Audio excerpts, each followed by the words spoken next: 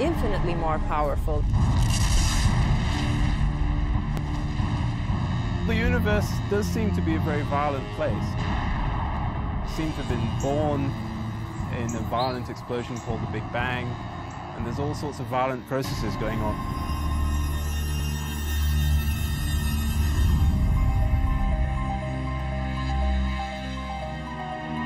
On December 27, 2004, satellites picked up the greatest cosmic explosion ever recorded.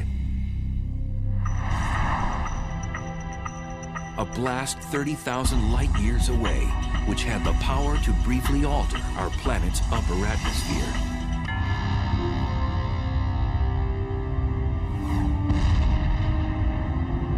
The blast was caused by a magnetar, the densest and one of the most dangerous stars in space.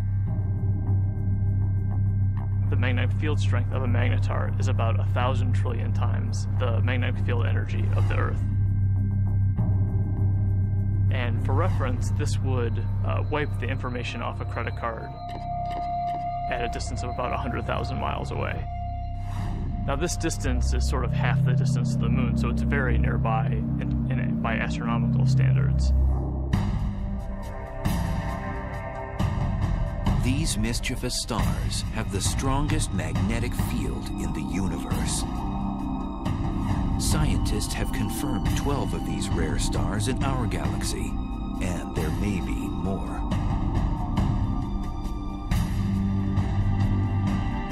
Caltech's Brian Cameron scans the Milky Way for these strange stars.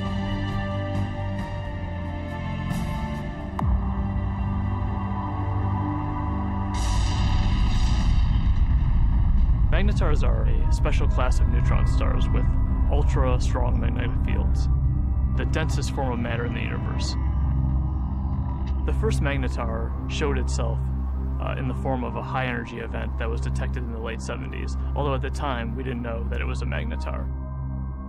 It wasn't until the early 90s that researchers suggested that these objects were dominated by magnetic fields, and that the magnetar theory was actually confirmed.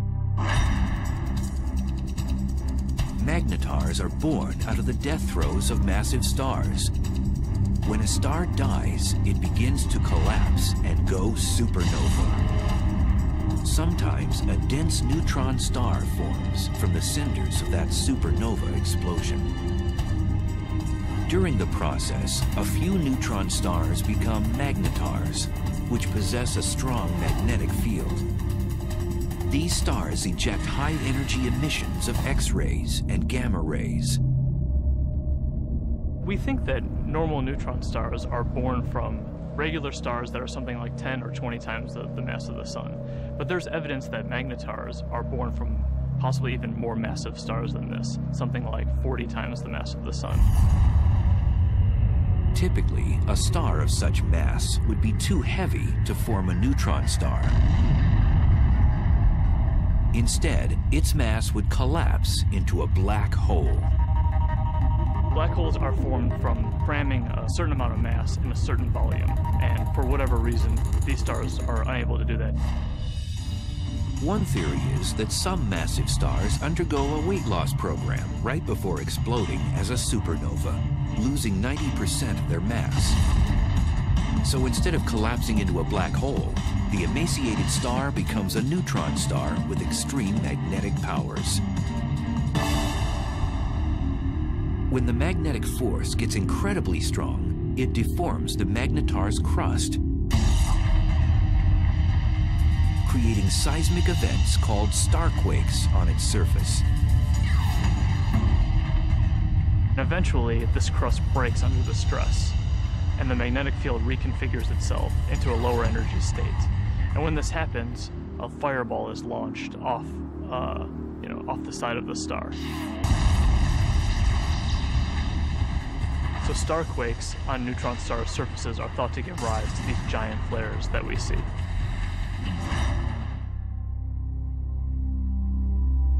After a magnetar undergoes one of these flares, it outshines all the stars in the galaxy for for the few tenths of a second that it's taking place. Within these giant flares are short bursts of gamma rays which move at the speed of light. The giant flares from magnetars are gamma ray bursts.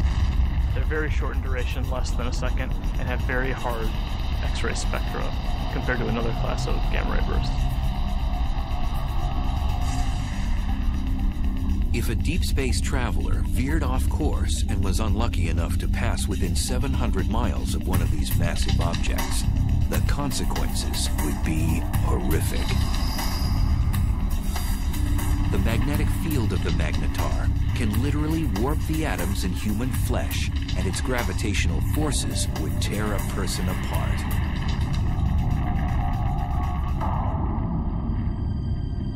So then, how close would a magnetar have to be to wreak havoc in our solar system? Some suggest that a blast from a magnetar even 10 light years away could produce cosmic chaos that would destroy our ozone layer and cause mass extinctions. The chances of that happening are so low that, they're completely implausible. It would be no different than a regular star passing through the solar system. And we know that the regular star has not passed through the solar system since the solar system formed.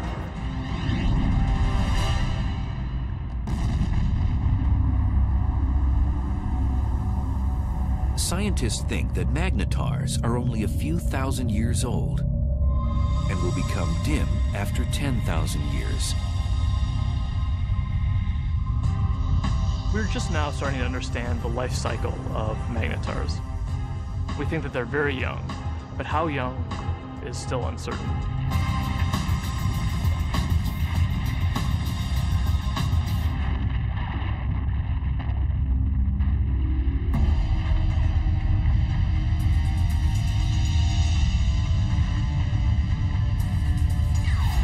In addition to magnetars, satellites and ground-based observatories have been picking up other violent things in space.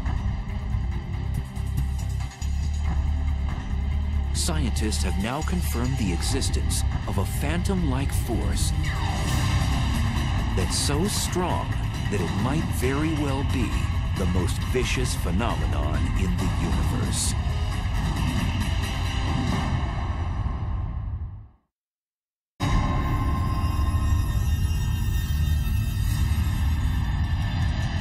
Stealthy villains haunt each and every galaxy. One particular beast tears up anything in its path and gobbles it down like a cocktail hors d'oeuvre. It's one of the most bizarre and destructive phenomenon in the universe, a black hole. I think a black hole is the place which is more violent than anywhere else in our universe. It's like going over the edge and you can't get back. It's fatal attraction, I suppose.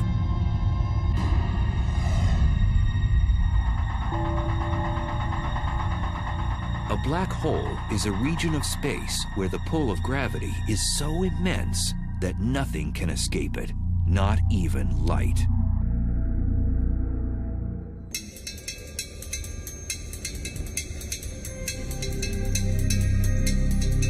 Astrophysicist and triathlete Ferial Ozel is attempting to unlock the mysteries surrounding this elusive cosmic force.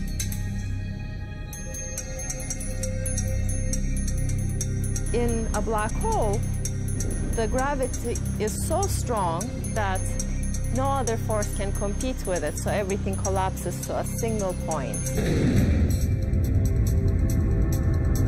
Ozel says whatever has a close encounter with a black hole will fall victim to its relentless tidal force of gravity. Imagine you're swimming in a pool and there is no current. You can go whichever direction you want.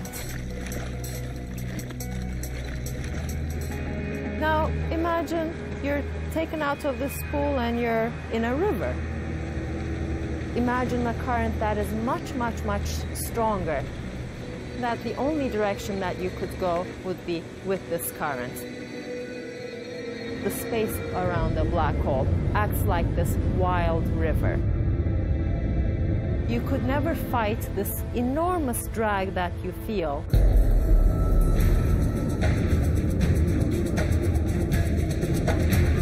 As an object approaches the edge of the black hole, called the event horizon, it reaches the point of no return.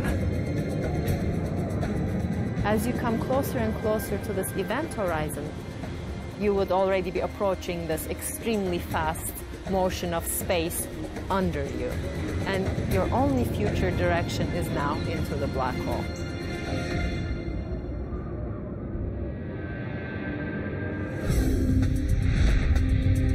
The idea of the black hole as a whole sometimes can be a little bit confusing. What it really is, in some sense, it's a place from which you can't return, or at least not in the form in which you went in.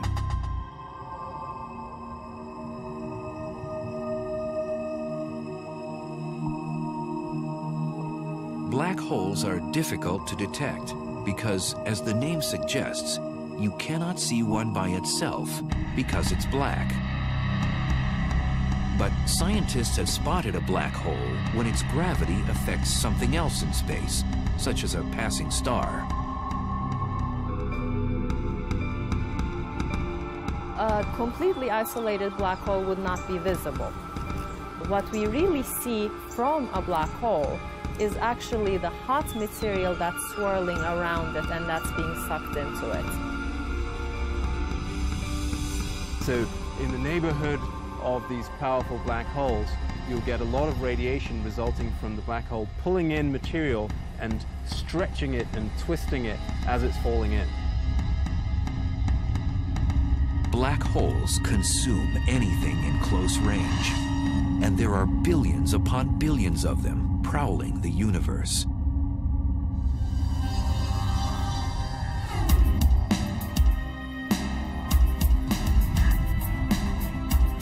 Astrophysicist Andrea Ghez is one of the world's leading black hole hunters. Black holes are not picky eaters. They'll dine on whatever get nearby. So they will happily eat gas. They will happily consume a star or a planet. When a black hole dines on a star, it does so first by tearing it apart. You might think of silly putty being stretched out, and then it just streams on in, sort of like water going down a drain. It's completely pulverized.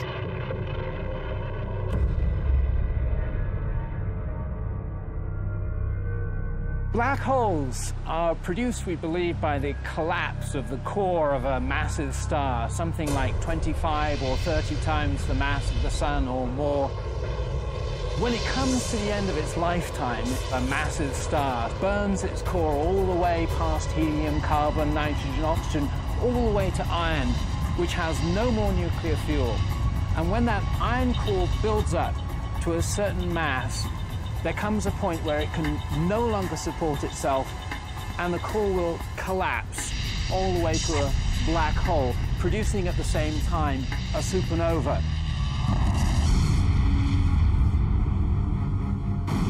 The supernova sends out explosive amounts of energy, so anything in its vicinity will get obliterated.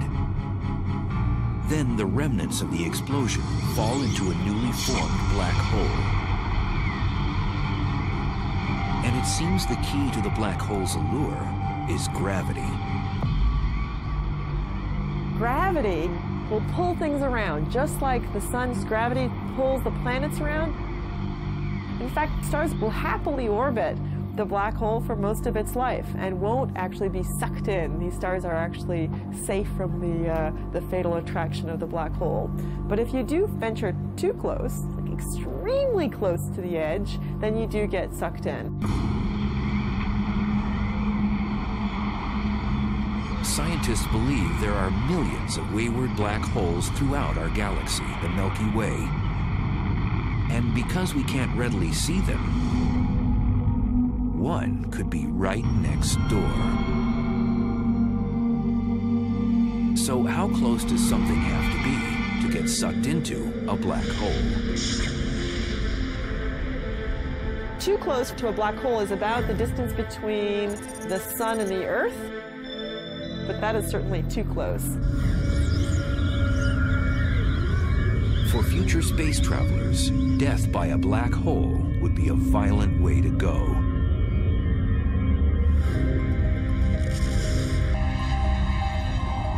The method by which a black hole could kill you depends on how big the black hole is. They come in two categories. Most of them are the stellar mass black holes, which are 5 to 30 times the mass of our sun. If the black hole is stellar-sized, then the tidal forces near the black hole are strong enough that it will tear you apart tidally even well outside the event horizon. If you wanted to fall into a black hole, you certainly wouldn't want to fall into one of those. It will spaghettify you. But in addition to the stellar-sized black holes, there are others that are mammoth, millions to 1 billion times the mass of the sun.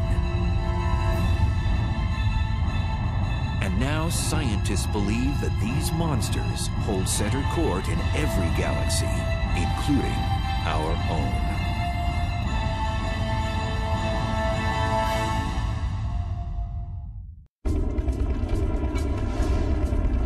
Black holes. They're one of the most mysterious and potentially dangerous oddities in space. A black hole has a ravenous appetite. It sucks in everything in its path and spits out what it doesn't devour. And now scientists have discovered there are supermassive black holes, which are millions of times bigger than their stellar mass cousins.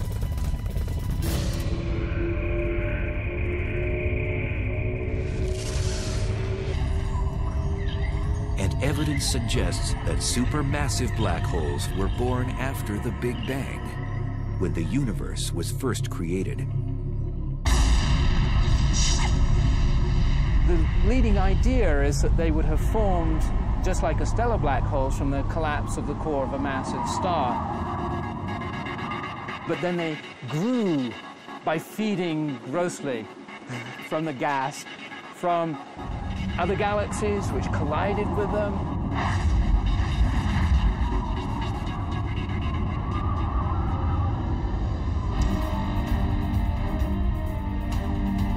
Scientists have discovered that these black ogres wield their power in the center of galaxies. The supermassive black holes are at the center of the galaxy, most likely because they're the most massive object within the galaxy. Massive objects tend to sink to the middle, so you'll always find them at the center of a galaxy. For a long time, scientists didn't think a supermassive black hole existed in our neck of the universe, the Milky Way.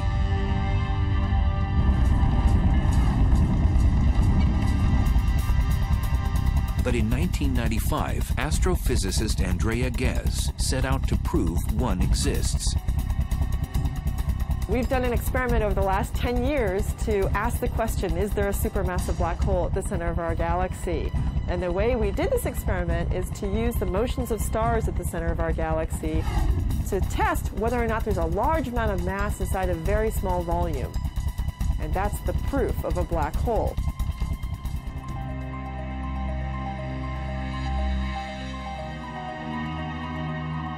At the Keck Observatory in Hawaii, which houses one of the largest telescopes in the world, Ghez began using a groundbreaking technology called adaptive optics, which brings into focus faraway objects. So this is without adaptive optics. This is what you would see. In this big square, there's nothing. We turn adaptive optics on, and you see the stars. This region contains the stars that provide the keys to our experiment. So we want to watch how these stars move. Gez noticed that there was a large cluster of stars orbiting around an invisible object at the center of our galaxy. And they were moving at an unusually rapid rate. So we can actually see these stars that are really close to the center, and we can watch them go around. Those stars go around the black hole just the way the planets orbit the sun. The orbits tell us where the black hole is, so it's located right where the star is. That's the center of our galaxy. And the details of exactly how fast these stars are going around and how tight the orbits are tells us the mass of the black hole, which we think today is 4 million times the mass of our sun. For Gez, confirming that a supermassive black hole indeed exists at the heart of our galaxy was like summiting Mount Everest. It was incredibly exciting to discover the supermassive black hole at the center of our galaxy, simply because it was a question we had set out to address. The question, is there a supermassive black hole? We could design an experiment that actually got at it.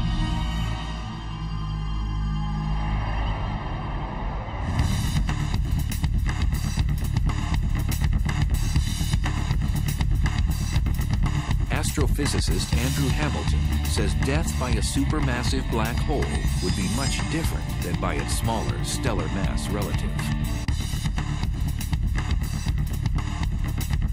If you want to go and be a tourist and have the ultimate experience of falling inside a black hole and finding out what's really there, go visit a supermassive black hole.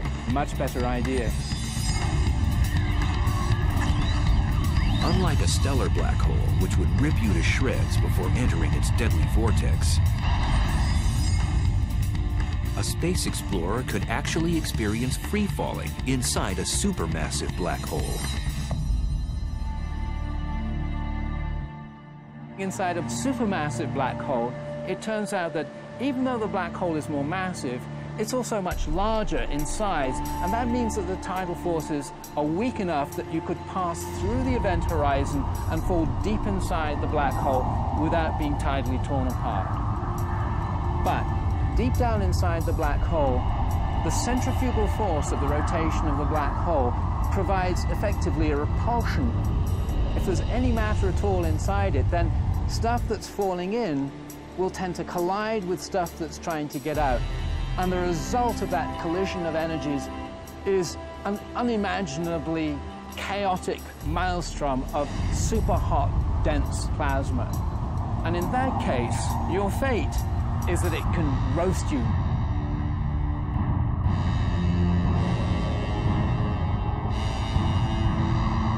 So how close would space travelers have to be to get sucked into a supermassive black hole in the center of a galaxy? For a supermassive black hole, you would have to be about 1 million to 1 billion miles from the black hole to feel its influence.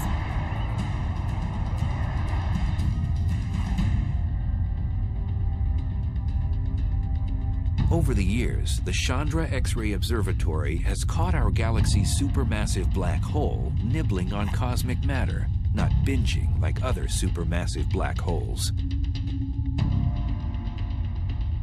Our black hole is today inactive compared to other black holes. Our galaxy has very little gas at the center, and so there's nothing really for the black hole to feed on. It's not eating very much. It's going on a bit of a starvation diet.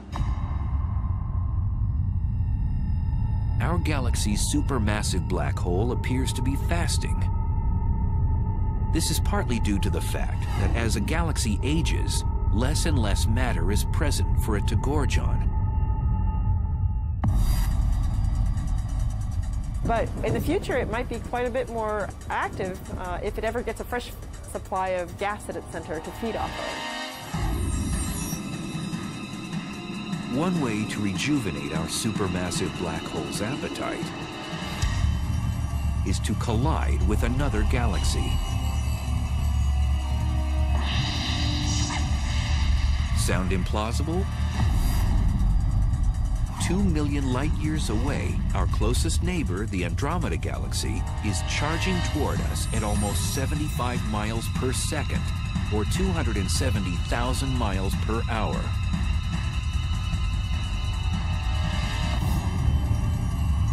In the future, scientists predict the two galaxies will collide.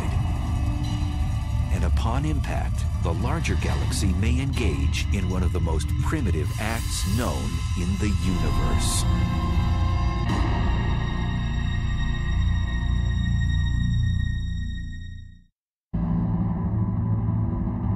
It's one of the most barbaric rituals in space. A larger galaxy eats a smaller one.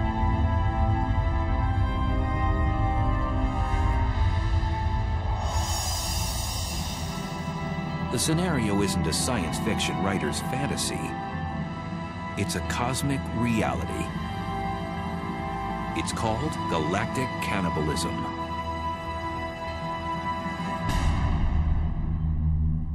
The ghastly event can occur on the celestial highway when two galaxies have a head-on collision.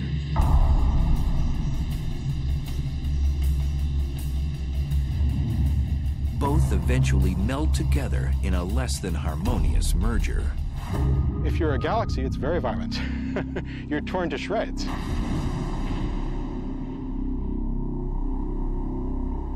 Joshua Barnes studies galaxy mergers. Acting like a crime scene investigator, he admits his research is a bit like inspecting a car crash. Imagine that you come across the scene of a car crash.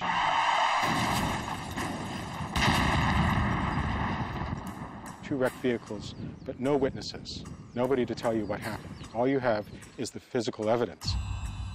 That's basically what we have to do when we study colliding galaxies. So there are no witnesses to a galactic collision. All that you have is the present state of the wreckage. So you have to conduct a sort of forensic investigation to try and figure out what happened on the basis of what you have today. If they collided head-on, you would know because the fronts were squashed up, but if they, say, sideswiped each other, which is actually more likely in galactic collisions, that would leave you a completely different pattern of wreckage, and you could interpret that. So what causes galaxy mergers? It's gravity. Everything in the universe is falling freely through space, and where you've got two large objects like galaxies, their mutual gravity pulls them together, so they fall into each other. So it's really just the force of gravity pulling things around.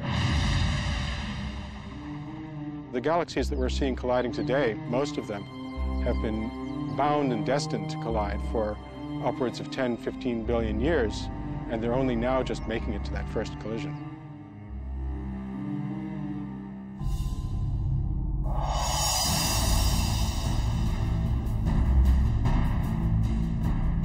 Our own galaxy, the Milky Way, is moving toward our neighbor, Andromeda. Both galaxies are spiral in shape, but Andromeda is about twice as massive, with a supermassive black hole the mass of 30 million suns.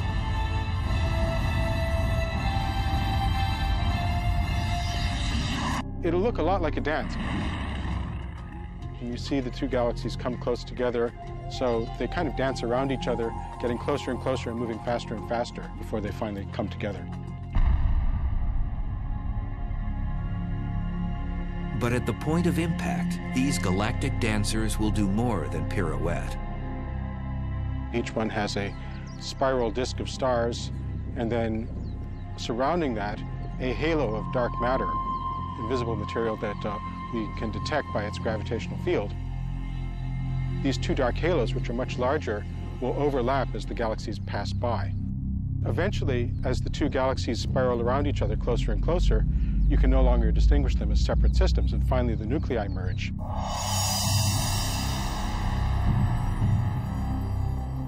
When Andromeda and the Milky Way collide, that's going to be the biggest collision that the Milky Way has seen, something like 5 billion years' time.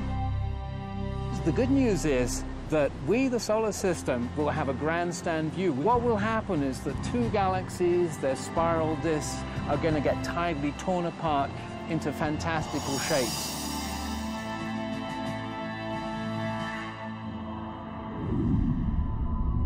When the disks start to get close to each other, they'll throw off long streamers of stars, so-called tidal tails.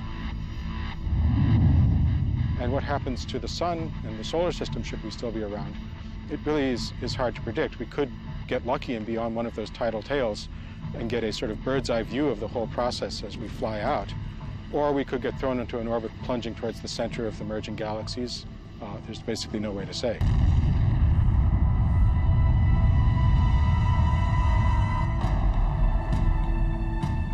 During the merger, if our solar system moves through the suburbs or the edges of Andromeda, we might not notice anything. On the other hand, countless stars and space material could be propelled towards the planets, potentially disrupting their orbits around the sun.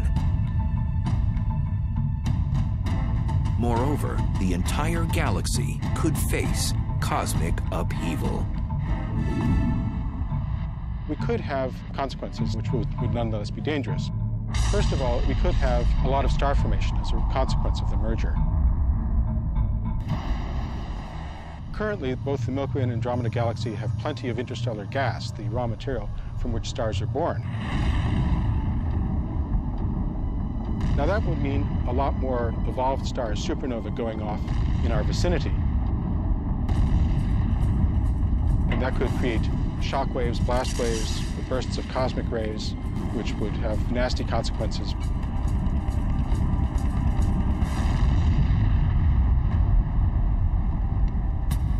After the merger, the fate of our solar system is uncertain, as the supermassive black holes of Andromeda and the Milky Way vie for power in the newly jumbled galaxy.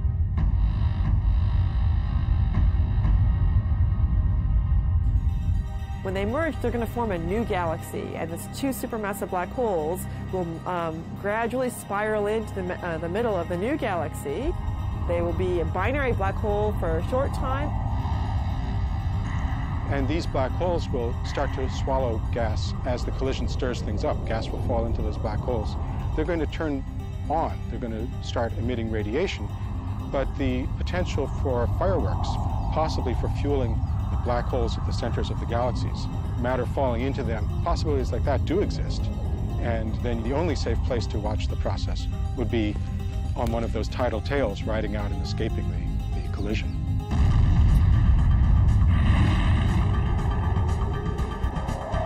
Some scientists think that Andromeda's larger supermassive black hole will eventually consume the Milky Ways.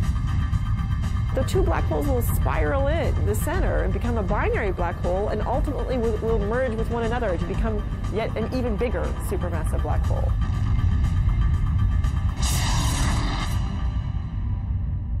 So a small galaxy colliding with a large galaxy is likely to be dominated by the larger galaxy. It'll essentially have most of its material absorbed by that galaxy and become subsumed into it.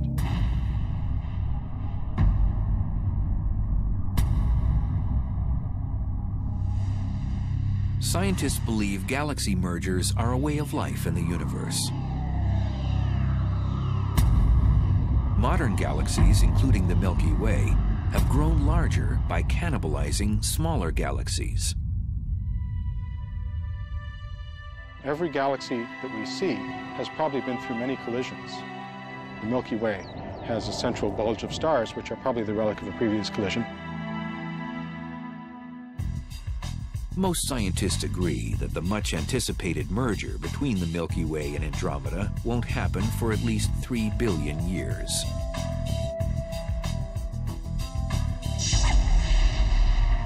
But there may be more immediate dangers in space. In cosmic neighborhoods millions of light-years away, there are hyperactive galaxies that have become the big bullies on the block.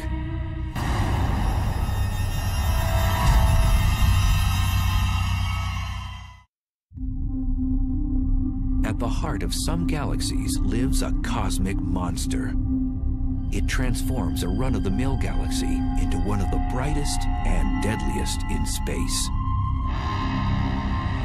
Quasars are peculiar objects, each powered by a supermassive black hole that continually swallows large amounts of matter, 10 to 20 stars every year. At the core of these objects lives a very large black hole. And the role of that black hole is to actually generate a huge amount of energy.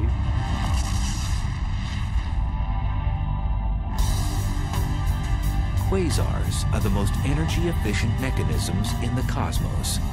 They give off more power than 100 normal galaxies. And they're 10 trillion times brighter than our sun.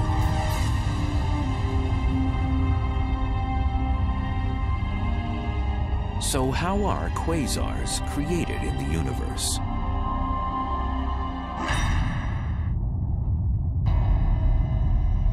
There's a fairly good connection between the last stages of a galactic merger and the so-called quasar phenomenon. If that really happens in the case of the Milky Way and Andromeda, we could have, for a period of some tens or possibly even 100 million years, a quasar active in the center of the merged galaxies. And a quasar puts out about 100 times as much energy as a typical galaxy. And if we were actually thrown into an orbit which took us towards the center of the galaxy, we could get very close to that quasar and really get scorched. The word quasar stands for quasi-stellar radio source, which means star-like emitters of radio waves. The word was coined when the quasar phenomena was still a mystery. Now we know they're not star-like at all. In addition to emitting radio waves and visible light, quasars also give off ultraviolet rays, infrared waves, X-rays, and gamma rays. All deadly if something or someone gets too close. A quasar is a supermassive black hole at large distance that is active. It's powerful, it's emitting light, and we can observe it in many wave bands. Quasars were first discovered in the 1960s, but as radio telescope imaging got better, astronomers discovered that some of those quasars also have powerful jets beaming out of them. These particular quasars are called blazars, probably some of the most violent phenomena in the universe.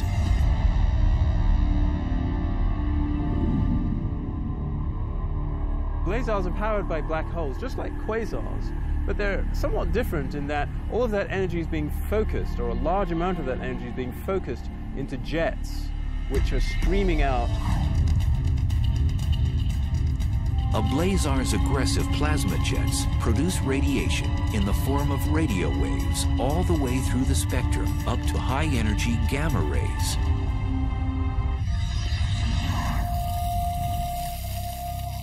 Astrophysicist Glenn Piner has been investigating the physical conditions at the centers of these exotic galaxies.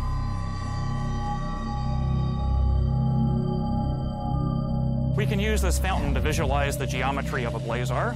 If that circular base of the fountain represents the accretion disk, then the jet of water that's coming up represents the jet of plasma coming out from the blazar. And if the Earth is sitting up in the direction that that water is going, then we would see this object as a blazar. To an astronomer, it's like looking down a fire hose. It really gets you in the eye. You see this bright, blazing thing that we call a blazar. These blazar jets move exceptionally fast. The fastest observed move at 99.9% the speed of light. If you were to take a small small object like this bowling ball, and you wanted to accelerate it up to 99.9% of the speed of light, you would have to give this bowling ball all the energy produced in the world for an entire week to accelerate it to that speed.